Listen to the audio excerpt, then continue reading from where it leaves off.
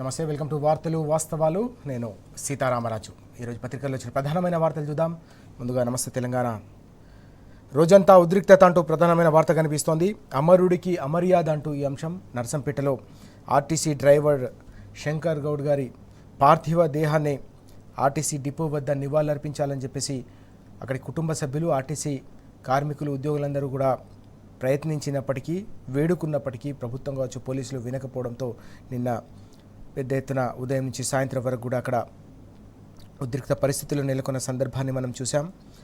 ఈ నేపథ్యంలోనే బీఆర్ఎస్ నేతలంతా కూడా అక్కడ వారికి సంఘీభావంగా నిలిచిన సందర్భం, బీఆర్ఎస్ కార్మికులకు అండగా నిలిచిన పరిస్థితి కూడా కనిపించింది. బీఆర్ఎస్ నేత పెద్ది సుదర్శన్ రెడ్డి గారితో పాటు పార్టీ శ్రేణులు, ఆర్టీసీ ఉద్యోగులు, కార్మికులంతా కూడా మొన్న అర్ధరాత్రి జరిగిన సంఘటన నుంచి మొదలుకొని నిన్నటి వరకు కూడా వారి కుటుంబ సభ్యులకు అండగా నిలిచిన పరిస్థితి మనకు కనిపించింది. ఈ క్రమంలోనే శంకర్ గౌడ్ గారి పార్థివ దేహానికి నర్సంపేటలో ఉన్న ఆర్టీసీ డిపో, ఆర్టీసీ బస్టాండ్ వద్ద నివాళులర్పించే అవకాశం కల్పించాలి. ఆయన చివరి కోరిక, ఆయన కుటుంబ సభ్యుల చివరి కోరికను తీర్చాలి. ఆర్టీసీ సంస్థ పరిరక్షణ కోసం, అలాగే ఆర్టీసీ ఉద్యోగుల హక్కుల సాధన కోసం తన ప్రాణ త్యాగాన్ని కూడా సిద్ధపడ్డ అమరుడికి అది నిజమైన నివాళి అవుతుందని చెప్పేసి వారందరూ కోరుకున్నప్పటికీ కూడా పోలీసులు అనుమతించకపోవడంతో అక్కడ ఉద్రిక్త పరిస్థితులు నెలకొన్నాయి. బీఆర్ఎస్ నేత పెద్ది సుదర్శన్ రెడ్డి గారితో పాటు ఆర్టీసీ కార్మికులంతా కూడా ఉదయం నుంచి పోలీసులతో అక్కడ వాగ్వాదానికి దిగిన సందర్భం కూడా కనిపించింది, వేడుకున్న సందర్భం కూడా కనిపించింది. అయినప్పటికీ చెల్లించకపోవడం అనేది ప్రధానంగా తెలంగాణ వ్యాప్తంగా చర్చకు దారితీసిన పరిస్థితి. దీంతో పాటుగా అనేక జిల్లాల నుంచి బీఆర్ఎస్ నేతలంతా కూడా శంకర్ గౌడ్ గారి అంత్యక్రియలో పాల్గొనేందుకు తరలి వెళ్ళిన సందర్భంలో వారందరినీ కూడా ఎక్కడికక్కడ అరెస్ట్ చేశారు. వారందరినీ అరెస్ట్ చేసి వివిధ పోలీస్ స్టేషన్లకు తరలించిన సందర్భం కూడా కనిపించింది. దీనిపై తీవ్రస్థాయిలో బీఆర్ఎస్ వర్కింగ్ ప్రెసిడెంట్ కేటీఆర్ గారు కూడా తీవ్రస్థాయిలో మండిపడ్డారు.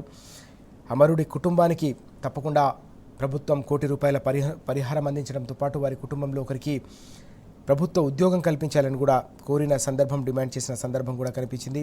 కేవలం కాంగ్రెస్ సర్కారు నిర్లక్ష్యం వల్ల, చేతగానితనం వల్ల, అసమర్థత వల్ల మాత్రమే ఆర్టీసీ ఉద్యోగుల్లో తీవ్రమైన ఆందోళన వ్యక్తమైందనే అంశాన్ని కూడా ఆయన ప్రస్తావించారు. ఆర్టీసీని పూర్తి స్థాయిలో నిర్వీర్యం చేస్తూ ఉన్నారు కాబట్టి కార్మికుల్లో ఈ స్థాయిలో ఆందోళన వ్యక్తమవుతోంది. తెలంగాణ ఉద్యమ సందర్భంగా చూసిన దృశ్యాలు, ఆత్మార్పణం చేసుకునే దృశ్యాలు కావచ్చు, ఆత్మ బలిదానాలు చేసుకునే దయనీయ పరిస్థితులు తెలంగాణలో దాపురించాయని చెప్పి కేటీఆర్ గారు తీవ్రస్థాయిలో నిన్న మండిపడ్డ అంశం కూడా మనకు కనిపించింది. ఈ నేపథ్యంలోనే అమరుడికి అమర్యాద అంటూ ఈ వార్త కూడా మనం చూస్తూ ఉన్నాం. శంకర్ గౌడ్ పార్థివ దేహాన్ని రోడ్డుపై ఈడ్చుకెళ్లిన బీజేపీ నేతలంటూ ఈ వార్త కూడా కనిపిస్తోంది. ఆర్టీసీ డ్రైవర్కు నివాళుల పేరుతో రాజకీయం, అమానవీయంగా ప్రవర్తించిన బీజేపీ నేతలు పార్థివ దేహాన్ని ఫ్రీజర్ నుంచి బయటకు లాగి ఎండలో నడి రోడ్డుపైన ఈడ్చుకెళ్లిన దారుణమంటూ ఈ అంశం కూడా మనకు ప్రధానంగా కనిపిస్తోంది.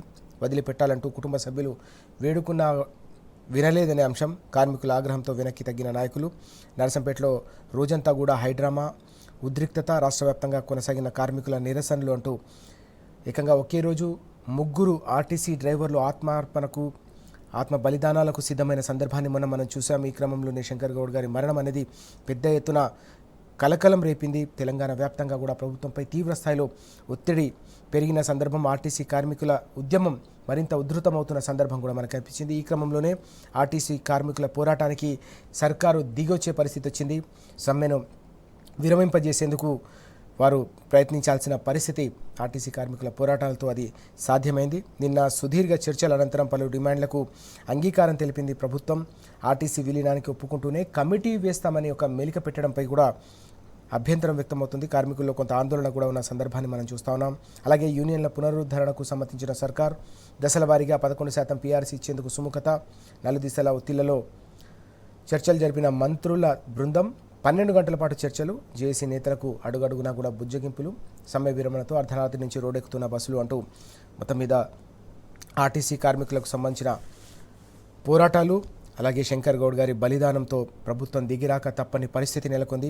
ఈ క్రమంలోనే ఆర్టీసీకి సంబంధించిన సమ్మె విరమణ ప్రకటన మనం నిన్న అర్ధరాత్రి టైంలో చూసాం. ఈ క్రమంలోనే అర్ధరాత్రి నుంచి రోడ్డెక్కుతున్న బస్సులు అంటూ ఈ వార్త కూడా మనకు కనిపిస్తూ ఉంది. అలాగే అటు ఎస్కాట్, ఇటు అరెస్ట్ అంటూ వార్త. బీజేపీతో కాంగ్రెస్ బంధం, బీఆర్ఎస్పై నిర్బంధం. అమరుడు శంకర్ గౌడ్ అంత్యక్రియల్లో తేటతెల్లం. బండి సహా బీజేపీ నేతలకు యథేచ్ఛగా అనుమతి ఇచ్చారు, కానీ బీజేపీకి అనుమతించి బీఆర్ఎస్ నేతలు ఎక్కడికక్కడ అడ్డుకున్నారనే అంశం కూడా మనకి ఇక్కడ ప్రధానంగా కనిపిస్తోంది. వారందరినీ కూడా అరెస్ట్ చేసి అంత్యక్రియలకు కావచ్చు, అలాగే శంకర్ గౌడ్ గారికి నివాళులర్పించే అవకాశం కూడా కల్పించకపోవడంపై బీఆర్ఎస్ నేతలు అలాగే ఆర్టీసీ కార్మికులకు కూడా తీవ్రస్థాయిలో మండిపడిన అంశం మనం చూసాం. అలాగే జొన్న కొనుగోళ్లకు పూర్తిగా మంగళం పాడుతోంది ప్రభుత్వం. జొన్న కొనుగోలు సున్నా అంటూ ఈ వార్త కూడా కనిపిస్తూ ఉంది. 1000 కోట్లు కేటాయించేందుకు వెనుకంజ ప్రభుత్వం కాలయాపన చేస్తోంది. ముఖ్యమంత్రి వద్దే ఫైల్ పెండింగ్లో ఉండడంతో జొన్న రైతులంతా కూడా తీవ్ర స్థాయిలో ఆందోళన ఉన్నారు, మండిపడతా ఉన్నారు. మక్క రైతుకు మద్దతుగా నిన్న ఖమ్మం జిల్లాలో కూడా బీఆర్ఎస్ నేతలు నిరసన తెలిపిన సందర్భం కూడా మనకు కనిపిస్తూ ఉంది కలెక్టరేట్ దగ్గర. అలాగే క్యాబినెట్లోనూ కొనుగోళ్ల ఊసెత్తని ప్రభుత్వం అంటూ ఈ వార్త. జొన్న రైతుల గోడు, మార్కెట్లో ధర లేక గగ్గోలు. మక్క రైతులది కూడా అదే పరిస్థితి, అదే గోస. మద్దతు సగమే, నత్తనడకన కొనుగోలు ముందుకు రాని ప్రభుత్వం అంటూ ఈ అంశం కనిపిస్తోంది. సర్కార్ తీరుపై ఎక్కడికక్కడ రైతులు రోడ్డెక్కుతున్న సందర్భం కూడా మనం చూస్తూ ఉన్నాం. అలాగే దళిత నేతపై దమనకాండ అంటూ ఈ వార్త.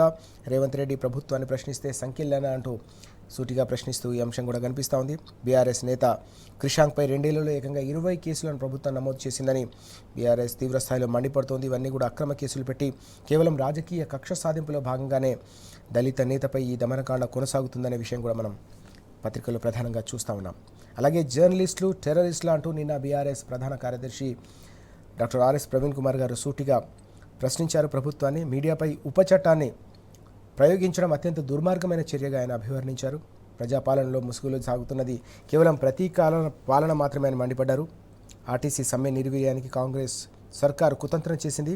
అణచివేత వల్లే శంకర్ గౌడ్ గారు ఆత్మహత్య చేసుకునే పరిస్థితి నెలకొందని ఆయన మండిపడిన అంశం కూడా మనకు ప్రధానంగా కనిపిస్తూ ఉంది. ఒకసారి తెలంగాణ టుడే చూద్దాం. తెలంగాణ టుడేలో కూడా state murder, KTR demands 1 crore aid అంటూ నిన్న